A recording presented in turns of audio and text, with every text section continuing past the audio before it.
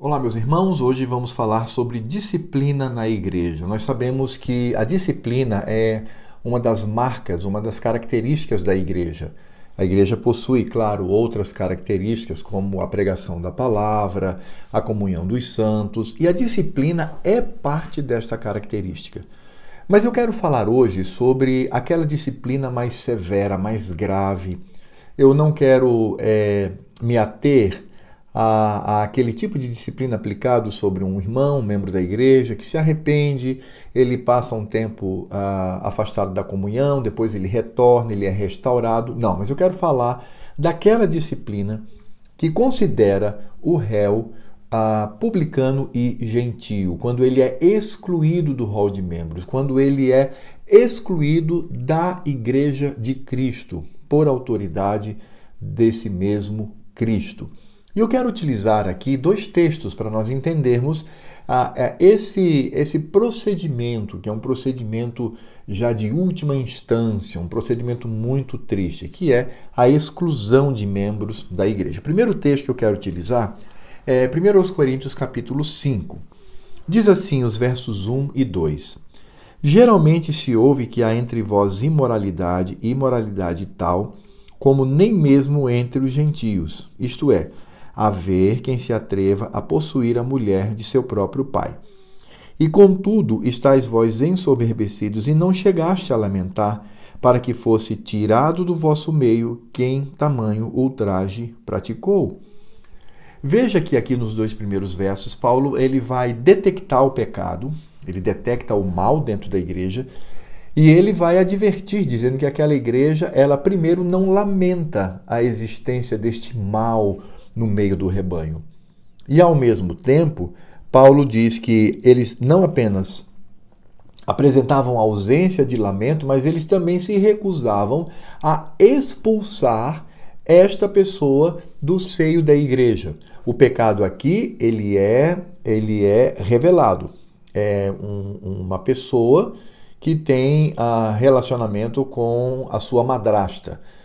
Certamente aí temos o enteado e a madrasta tendo um relacionamento ilícito. Paulo reconhece que nem entre os gentios isto é comum e, portanto, isso deve ser tratado pela igreja. E ele fala que isso se inicia com um lamento profundo lá do íntimo do coração e também a responsabilidade de excluir, de extirpar esta pessoa do seio da igreja. Aí Paulo ele traz o veredito. O veredito está dos versos 3 ao 5. Diz assim: Eu, na verdade, ainda que ausente em pessoa, mas presente em espírito, já sentenciei, como se estivesse presente, que o autor de tal infâmia seja, em nome do Senhor Jesus, reunidos vós e o meu espírito, com o poder de Jesus, nosso Senhor, entregue a Satanás para a destruição da carne, a fim de que o espírito seja salvo no dia do Senhor Jesus. Nós temos aqui princípios que são muito importantes. Veja, o contexto é claro. Paulo não está na cidade de Corinto, ele está escrevendo àquela cidade e ele diz, olha, já que vocês não tomaram nenhuma atitude para que vocês como igreja não permaneçam nessa falha grave, nesse pecado, eu vou tomar a atitude. E Paulo então toma a atitude de excluir aquela pessoa do rol de membros, expulsá-la da comunhão. Mas como que Paulo faz isto? Paulo faz isto por sua própria autoridade, ou seja, ele, Paulo, apóstolo, é quem vai fazer isso? Não. Veja a linguagem que ele utiliza. Ele diz o seguinte no verso 4: Em nome do Senhor Jesus, reunidos vós e o meu espírito com o poder de Jesus, nosso Senhor. Paulo diz assim: eu vou sentenciar essa pessoa, mas eu vou fazer isto unindo o meu espírito com vocês. Porque quem de fato disciplina não é a liderança da igreja, é a igreja como um todo. É claro que nesse caso, excepcionalmente, essa igreja, que deveria ser representada pelos seus presbíteros, pelos seus líderes, agora está sendo representada por Paulo, que está distante daquela comunidade. Mas Paulo diz assim, olha, Eu vou sentenciar, mas eu vou unir o meu espírito ao de vocês, à igreja, pelo poder de Cristo Jesus. Então nós temos aí uma sequência. Paulo, ele une o seu espírito à igreja e esta igreja vai atuar pelo poder de Cristo, pela autoridade de Cristo. Porque, em última instância, quem de fato disciplina é Cristo. Cristo é o supremo juiz. E como que ele hoje realiza essa disciplina? Por meio da igreja. E como que a igreja disciplina? Por meio de sua liderança. É assim. São representações diretas no processo. Por isso que Paulo vai falar sobre a união do seu espírito com a igreja, tudo em Cristo Jesus. E Paulo diz que aqueles irmãos não podiam vacilar no que diz respeito a extirpar o mal do seio da igreja. É o que ele diz do verso 6 ao verso 8. Não é boa a vossa jactância? Não sabeis que um pouco de fermento leveda a massa toda? Lançai fora o velho fermento, para que sejais nova massa, como sois de fato sem fermento. Pois também Cristo, nosso Cordeiro Pascal, foi imolado. Por isso, celebremos a festa não com o velho fermento, nem com o fermento da maldade e da malícia, e sim com os asmos da sinceridade e da verdade. A impressão que nós temos aqui é que Paulo está falando aqui, inclusive no contexto de culto solene. Em que sentido? Quando a igreja se reúne para cultuar ao Senhor, deve fazê-lo como massa limpa. E a massa limpa, no contexto do Velho Testamento, era uma massa sem fermento, porque fermento o que é? Era uma massa já meio embolorada, com bactérias, enfim, que cheirava mal, e quando você colocava na massa, se você não tivesse cuidado, ela podia levedar, ou seja, estragar a massa toda. Então Paulo está dizendo isso. Ele diz assim: retirem do vosso meio, por isso não é boa a vossa jactância. Vocês devem fazer isto. Não devem agir por um olhar mundano, mas olhar para a pureza do corpo de Cristo, a pureza que se atribui ao nome do Senhor. Então, se uma pessoa ela comete um pecado passivo de exclusão, façam isso imediatamente. E é claro que nesse aspecto o pecado deve ser muito grave. Aí então, quando Paulo fala sobre manter essa pureza pela expulsão, ele diz que a igreja também, ele não deve apenas afastar a pessoa, mas a própria igreja deve se afastar desta pessoa. É o que Paulo vai falar aqui a partir do verso 9.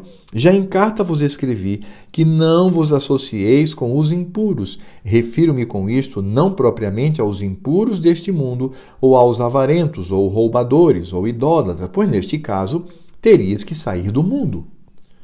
Mas agora vos escrevo que não vos associeis com alguém que, dizendo-se irmão, for impuro, ou avarento, ou idólatra, ou maldizente, ou beberrão, ou roubador, com esse tal nem ainda comais.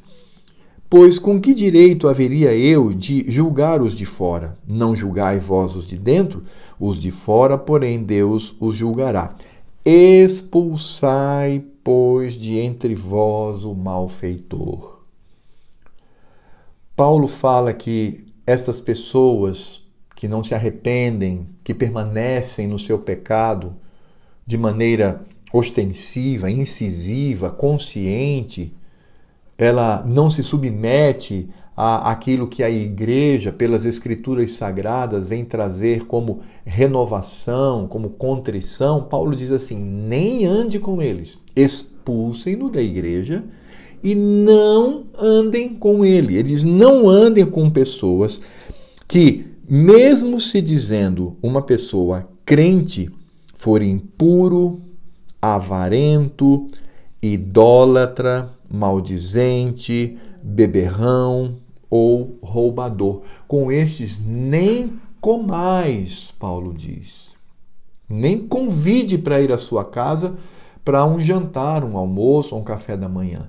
não tenha contato com esta pessoa. Veja como a igreja deve atuar. Agora, é claro que nós vivemos numa época humanista, uma época em que as nossas concepções são antropocêntricas, e hoje ainda mais nós vivemos a era do politicamente correto, nós vivemos hoje a era do vitimismo. E aí o que as pessoas fazem? Elas abandonam o que a Escritura Sagrada fala com muita clareza e severidade e vai atuar baseado nestes princípios que não são princípios da igreja pela Escritura Sagrada, são princípios do mundo. E aí vai dizer, não, mas o que é isso? Não podemos ser tão duros. Aliás, temos que amar como se o amor fosse tolerante com o pecado. Não, meus irmãos, de forma nenhuma. Nós que somos crentes temos que agir com severidade. É por isso que Paulo ele vai mostrar que quem disciplina é a igreja em Cristo Jesus. E a pessoa excluída, ela deve ser banida da igreja. E ela não pode ter, por parte dos irmãos da igreja, qualquer menção de comunhão, de proximidade, de amizade. Isto é uma ordem da Escritura Sagrada. Quem assim não faz está desobedecendo a palavra de Deus. E veja que Paulo, quando ele traz estes princípios, ele está embasado no próprio Cristo. E aí temos o segundo texto que eu quero trazer aqui, que é Mateus 18. É um texto bastante conhecido, a partir do verso 15, que diz assim, agora é Cristo falando, se teu irmão pecar, vai arguí-lo entre ti e ele só. Se ele te ouvir, ganhaste a teu irmão. Se, porém, não te ouvir, toma ainda contigo uma ou duas pessoas, para que pelo depoimento de 2 ou 3 testemunhas toda a palavra se estabeleça. E se ele não os atender, dize-o à igreja, e se recusar, ouvir também a igreja, considera-o como gentio e publicano. Então, o que Cristo está dizendo aqui são as fases do tratamento. Primeiro, o tratamento que deve existir na vida de uma pessoa que se diz crente, mas que está numa vida de pecado, deliberadamente numa vida de pecado, é aquilo que a gente chama de meios suasórios, quando se tenta dissuadi-lo do seu pecado, fazê-lo desistir daquilo. Então vai uma pessoa, e essa pessoa vai ali e conversa com ele. Ele não ouviu. Então, leva um grupo, 2 ou 3 irmãos, senta com ele e conversa. Ele não ouviu. Aí leva a igreja. E a igreja, então, vai julgá-lo. Se ele não se arrepender, expulsa-o, porque ele não é crente. Embora aqui no Evangelho, no verso 15, diz assim, se teu irmão pecar contra ti, mas não é só contra a pessoa, isso se aplica a todo e qualquer pecado. É assim que deve ser visto. Portanto, Cristo nos diz que esta pessoa tem que ser expulsa da igreja.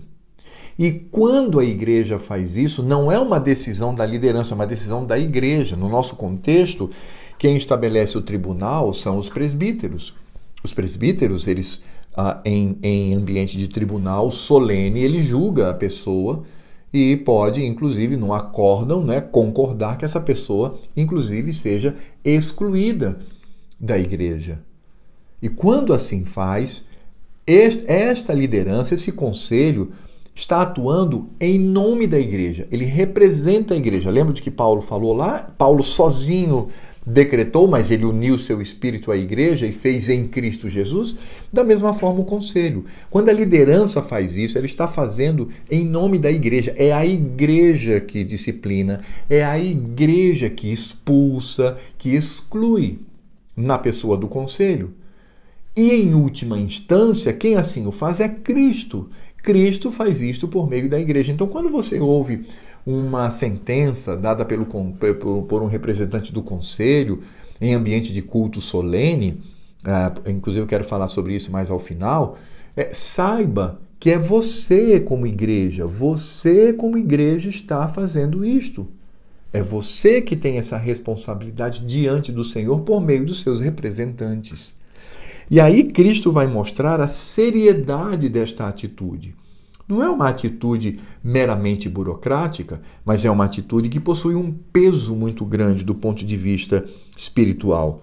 Paulo diz assim: em verdade vos digo que tudo que ligardes na terra terá sido ligado nos céus, e tudo que desligardes na terra terá sido desligado nos céus.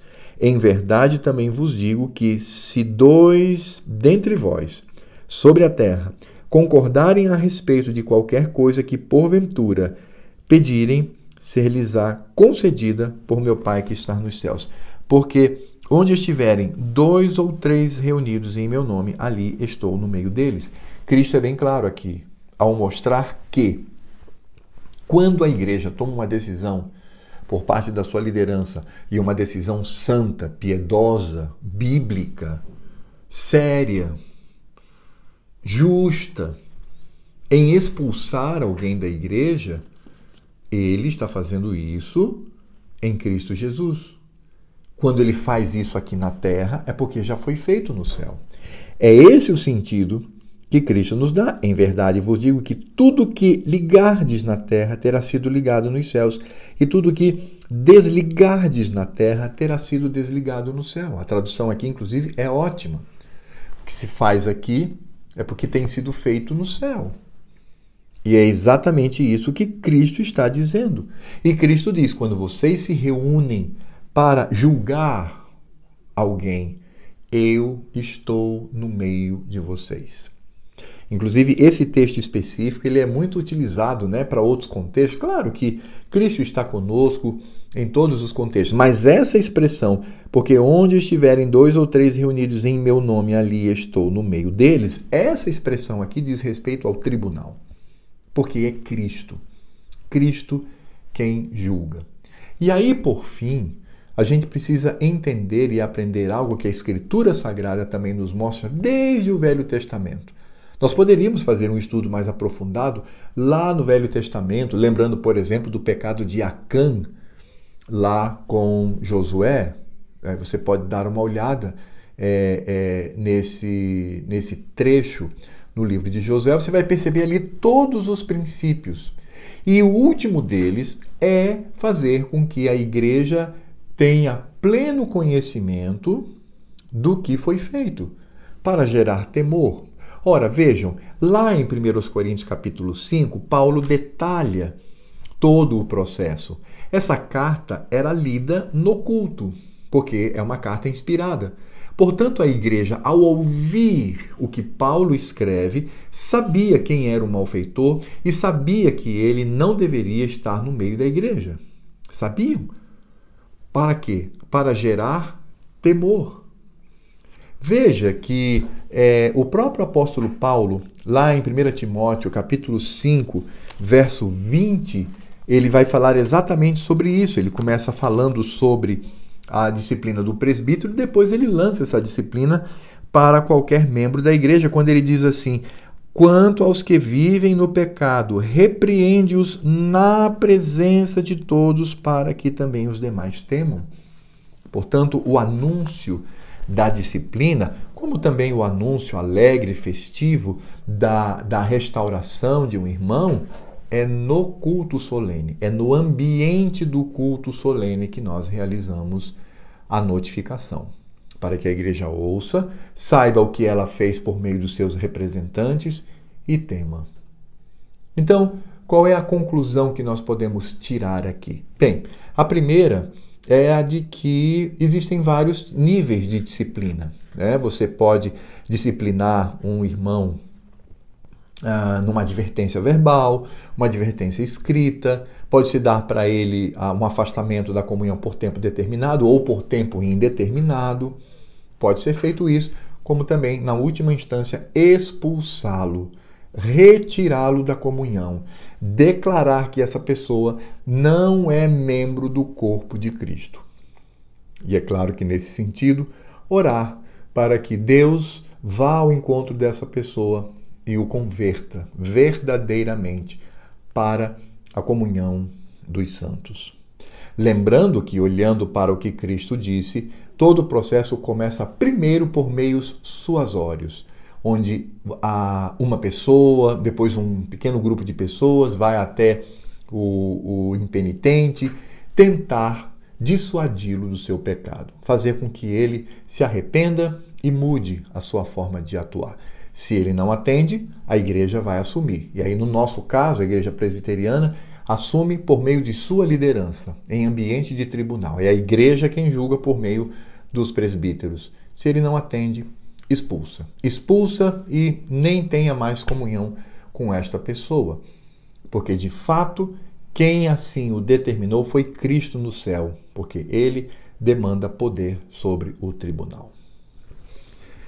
Eu sei que isso é algo muito triste, é de se lamentar no seio da igreja. Mas, por outro lado, a gente também precisa se alegrar, porque Cristo tem dado a nós poder para manter a pureza do seu povo. E veja, quando assim fazemos, nós estamos apontando para aquele dia quando Cristo julgará a todos. E ele vai tomar todos os ímpios e separá-los eternamente da comunhão com a igreja. Quando a igreja viverá em seu seio, em sua comunhão, e os ímpios afastados num lugar de tormento e sofrimento. Portanto, quando a igreja faz isso, ela antecipa o ato severo, grave, sério, solene de Cristo no dia em que ele há de julgar a tudo e a todos. Bem, meus irmãos, esta é a nossa lição de hoje e que, de fato, temamos a Deus e você que é membro da igreja, lembre-se, quem disciplina não é o conselho, não é o pastor, é você, representado pelo seu conselho, que foi eleito, inclusive, pela própria igreja para também exercer a disciplina. Bem, meus irmãos, até a próxima aula e que Deus nos abençoe.